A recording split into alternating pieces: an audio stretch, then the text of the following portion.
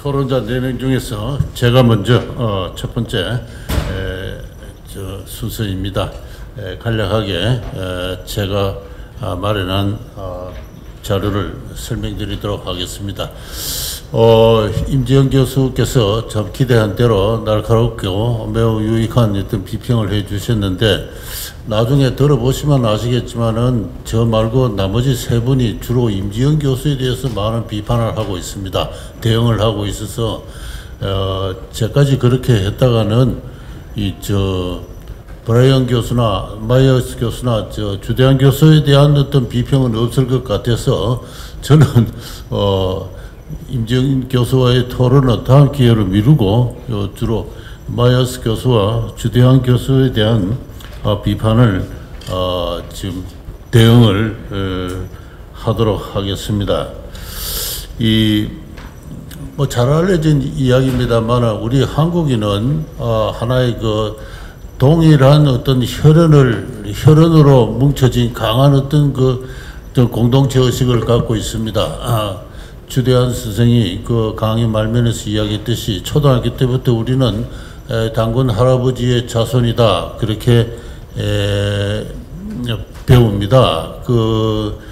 이런 것을 가지고 스탠포드 대학의 신기욱 교수는 세계에서 매우 유래가 드문, 그러니까 하나의 국가를 구성하고 있는 구성원들이 동일 조상의 자손이라는 의식을 갖고 있는 이러한 민족주의, 이 에스닉 내셔널리즘은 대단히 특수한 거다 하는 이런 이야기를 했습니다.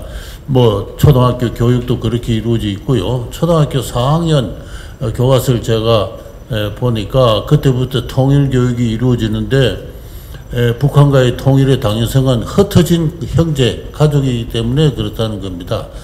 북한의 어린이든 여러분의 형제와 가족입니다.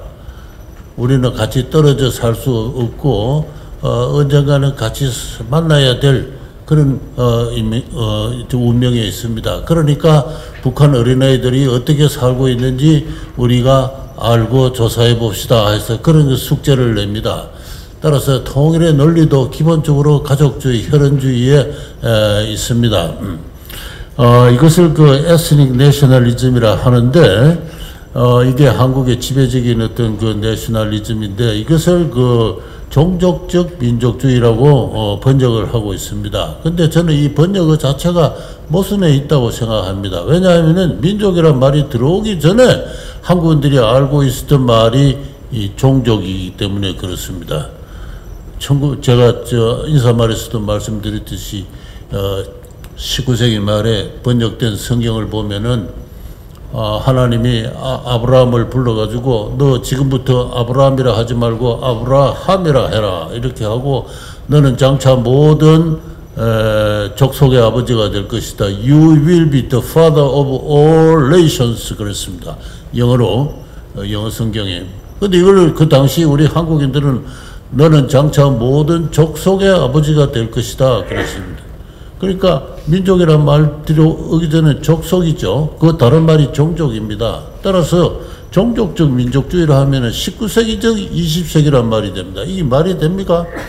그래서 이런 번역상의 트릭이 갖고 있는 중대한 의미 변천사의 모순도 있거니와 또 이 종족을 민족으로 성화시키면서 발생하는 여러 가지 사기적인 환상이 있습니다. 그게 바로 조금 전에 말씀드린 대로 북한은 우리의 흩어진 형제니까 언젠가는 같이 살아야 되니까 북한에 대한 형제적 애정을 갖지 않은 초등학교에서 이루어지는 교육으로 나타나고 있는 겁니다. 자, 저는 왜 종족주의라는 말을 개발했느냐. 저는 개발했기 때문에 민족주의라는 말을 이렇게 쓰지 말자는 이야기는 아닙니다. 한국의 민족주의의 원형은 종족주의다는 겁니다. 그리고 그것이 변함없이 지금까지 이제 내려오고 있는데, 제가 마이어스 교수님이 세계적으로 이제 글로벌리즘이 이제 이렇게 자유무역뿐만 아니라 소위 워크 문화라는 것으로 인해서 소위 성소수자나 성이민자나 모든 것에 대해서 소위 PC주의가 이렇게 강화되면서 대혼란이 발생하고 있다. 이 장차 한국에도 이런 문제가 생긴다. 실제로 현실적으로도 지금 생기기 시작했다고 봅니다. 또 이 북한의 또는 중국의 어떤 전체주의적 체제로부터 한국의 자유민주주의적 어떤 체제를 지키기 위해서 어떻게 해야 되느냐. 이 양대 도전으로부터 한국인들은 에스너 시빅 스피리트를 이제 정립할 것을 주문을 하고 있습니다. 말 자체는 충분히 이해가 됩니다. 우리 한국인이 갖고 있는 정서적 통일성, 공동체성, 그것으로부터 이 글로벌리즘을 방어를 해야 되죠. 동시에 자유민주주의라는 어떤 내셔널 스피리트를 발전시킴으로써 이 전체주의적 어떤 도전으로부터도 맞서야 됩니다. 근데 이 두 개를 어떻게 결합할 것인가? 마이어스 교수는 북한에 가보니까 행동, 거지, 말투 모든 것이 단순히 외향적으로만 남북한이 서로 같은 민족일 뿐만 아니라 생활, 습관, 행동, 거지까지도 이제 동일하다고 이야기를 했는데 좋습니다. 같은 종족이니까 당연히 그러한데 그런 차원의 그 종족성과 이 시비 스피릿 이 어떻게 결합되느냐? 이 사실은 말은 쉽지만 어렵습니다. 제가 알기로는 지난 50년 동안 한국 정부가 연간 한 근 1,000억 가까이 현재 기준으로 예전에는 작겠습니다. 한국학 발전을 위해서 투자를 하고 있습니다. 곳곳에 연구기관에 수백억씩 투자를 하고 있지만은 지금까지 무슨 성과가 있습니까? 저는 다 이게 경제학적으로 이야기하면 헛투자를 하고 있다 생각합니다. 아무리 투자를 해봤자 생산성이 안 나옵니다. 근데 계속 투자를 하고 있습니다. 반일 종족주의가 이렇게 책이 나오니까 정부가 몇십억의 돈을 연구기관에 줘가지고 지금 그쪽에서 연구물들이 계속 쏟아지고 있는데 아무 소용이 없습니다. 그래서 사실은 이게 굉장히 어려운 문제다. 무엇인지를 우리는 모른다는 겁니다. 일본이나 미국은 나름대로 근대화를 자기들 방식으로 근대화를 했습니다. 근대화를 했어요. 중국대로 자기 전통 문명에 기초해서 근대 문명을 재구성했다고 한다면 일본은 서로 편향은 다릅니다만 우리 한국인들은 지금 심하게 갈등하고 있는데 이것을 정립하는데 상당히 힘들기 때문에 그렇지 않은가. 그건 민족주의가 갖고 있는 원 형태로서의 종족성의 문제 때문에 그렇다. 이게 이제 제가 주장하고 싶은 거고요. 그 다음에는 이 주대한 선생님에서 이제 이승만과 박정희도 과거가 크다. 너무 이승만, 박정희 중심으로 우리 현대사를 쓰지 말자. 신익희라든가, 그 다음에는 김대중이라든가, 이런 조연자들, 또는 다른 많은 주인공들을 개발해서 우리 젊은이들이 흥미롭게 읽을 수 있는 하나의 활극으로서 우리 현대사를 다시 써야 된다. 하는 이제 그런 주장이고, 따지고 보면 이승만과 박정희의 과오도 크다. 이승만은 4.4 오입을 왜 했느냐? 박정희는 무엇 때문에 조선시대 유성에다가 김성수 선생보다도 더 등급이 높은 건국훈장을 수여했느냐? 사실은 따지고 보면 좀 상당히 웃기는 이야기입니다. 우리 책에서도 많은 예를 들었지만, 유인석 같은 사람은 말이죠. 어병을 하다가 쌍놈 어병장이 진영 내에서 양반 어병장한테 대어들었다고 목을 친 사람이지 않습니까? 그 사람이 어병을 일으킨 것은 반상의 분수를 지키는 전통 문화를, 소중의 문화를 지키기 위해서 어병을 한 겁니다. 그런 사람들에게 1등급의 건국훈장을 부여한 이 박정희, 이 나이 당시 45세입니까? 이 젊은이가 뭐를 알겠습니까? 그저 그냥 정권을 지키기 위해서 그렇게 부여를 했다는 겁니다. 이승만은 뭐 때문에 4.4 오입을 했습니까? 잘못된 거죠. 그런 식으로 우리는 모든 것을 좀 더 민주적으로, 개방적으로 당대 정치인들의 과오와 공적을 평가하면서 재미있는 한국사를 재구성하자, 이런 말씀이신데요.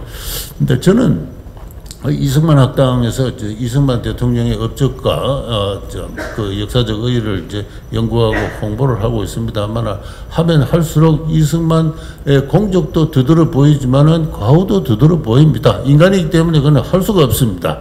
그런데 저는 제가 말씀드리고 싶은 것은 인물사가 아니라 구조적 구조사의 관점에서 그 시대사를 봐야 된다.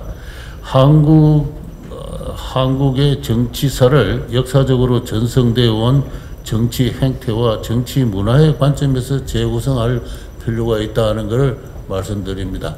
왜 이승만 대통령은 그 4.4.5.2라는 무리한 일을 했느냐? 저는 4.4.5.2이 돌비적으로 생긴 건 아닙니다. 그 2년 전에 부산 정치 파동이 있었습니다. 부산 정치 파동이 훨씬 더 폭력적이고 중요한 사건입니다. 이 두 개가 같이 연결되어 있습니다. 연결되어 있습니다. 마찬가지로 그 박정희의 유신체제 독재는 1965년 그 한일 국교 정상화를 둘러싼 격렬한 정치적 어떤 대립의 연장선상에서 벌어지는 것이죠. 부산 정치 파동 때 어떤 일이 벌어졌습니까? 야당이 전부 이제 우리가 이제 정권을 교체한다. 내가 책임지든 뭐든 간에 우리가 정권 교체를 한다. 미국이 이승만을 제거하려고 그랬죠. 제거하려고 하는 미 국무부의 그 소위 에버그린 프로젝트가 입안이 되었고 야당에게 전달이 되고 야당은 정권 인수 채비를 했습니다. 그러나 현지 사령관들이 반대하고 미 백악관이 최종적으로 이 계획을 홀딩을 시킵니다. 이승만에 의해 대안은 없다. 그 백악관의 결정이 미국 대리대사를 통해서 야당 지도자들에게 전달되자 그들은 항복을 했습니다. 그게 부산 정치 파동을 읽어보면 리얼하게 나타나요. 어떻게 세운 나라인데 그렇게 외세 어종적인 야당들에게 정권을 물릴 수 있느냐? 그게 이승만의 생각이었습니다. 이승만은 그 부산 정치 파동 이후에 성명을 발표했습니다. 나에게는 50년 전부터 원수가 있다고 그랬습니다. 저는 그 성명을 보면서 전율을 느꼈습니다. 그 원수란 게 뭡니까? 더 자세하게 이야기는 할 수는 없지만 벌써 독립운동 당시부터 맺어온 그 인간관계의 갈등들이 결국 거기서 그렇게 골마 터진 겁니다. 그래서 4.4.5.2를 이렇게 단절적으로 볼 게 아니라 심지어는 그 1919년부터 45년 거쳐서 한국의 정치가들이 엘리트들이 보여온 정치 행태 그게 중요한 겁니다. 거기서 어떤 특정한 정치가가 강연하게 어떤 합리성을 거스르면서 무슨 선택을 할 때는 그런 요인이 있는 것이고 그런 요인은 또 당시 대다수 한국인들에게 수용이 되었습니다. 아까 김경재 선생님 말씀대로 그런. 그다음에 이 사회 민주주의 문제도 지금 우리나라 한국의 시장 경제 체제 이것을 이제 조봉암이라든가 뭐 여러 다른 사람들의 그 전통을 받아서 사회민주주의적으로 좀 조정할 필요가 있고 또 그렇게 노력했던 사람들의 대우를 평가할 필요가 있다 그런 말씀을 하셨는데 저는 한국의 시장 경제 체제의 영미형의 자유시장 경제도 또 사회민주주의 전통을 지금도 잇고 있는 독일형의 그 조정시장 경제 어느 것도 아니지만은 이미 나름대로 한국은 사회민주주의적인 특질을 실현하고 있습니다. 우리나라 헌법 자체가 지금 사회민주주의 헌법입니다.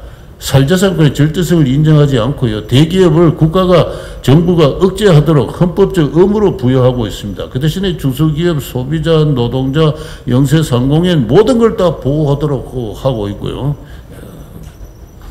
그래서 지금 우리가 의외로 강력한 사회민주주의적 헌법 속에서 한국의 독특한 어떤 그런 경제 체제를 꾸리고 있는데 이 한국의 경제 체제는 어느 한도 정치가나 이 정치 세력이 임의적으로 선택할 수 있는 것이 아니라 무수히 반복되는 어떤 전략적인 어떤 그 게임을 통해서 균형을 찾아 나가는 과정이기 때문에 한국은 한국 나름의 형태로 이미 상당한 정도로 그런 소셜 어떤 데모크라틱한 요소를 이미 실현하고 있고 정부 재정의 지금 50, 60%가 지금 복지 문화, 교육 이런 정책입니다. 전 GDP의 10% 이상, 그건 한 13, 14%가 사회민주주의로 재분배되는 그런 경제 속에 이미 살고 있습니다. 그래서 사회민주주의적 전통을 새롭게 창출할 것이 아니라 이미 창출되어 있어 실현되고 있고, 그런 점에서 건국 과정에서 조봉암 씨가 이야기했던 그런 것은 매우 역설적이나마 그 다른 경로를 통해서 실현되고 있는 것이 아닌가 하는 이제 그런 관점을 제가 말씀드리고 있습니다. 자, 제 이야기는 여기서 마치겠습니다. 자.